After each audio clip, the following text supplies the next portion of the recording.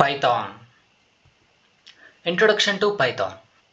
Python was developed by Guido van Rossum and was released first on February 20, 1991.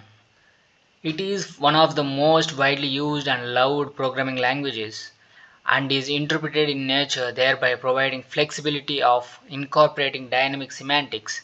It is also a free and open source language with very simple and clean syntax. This makes it easy for developers to learn Python. Python also supports object oriented programming and is most commonly used to perform general purpose programming. Due to its simplistic nature and the ability to achieve multiple functionalities in fewer lines of code, Python's popularity is growing tremendously. Python is also used in machine learning, artificial intelligence, web development, web scraping, and various other domains due to its ability to support powerful computations using powerful libraries.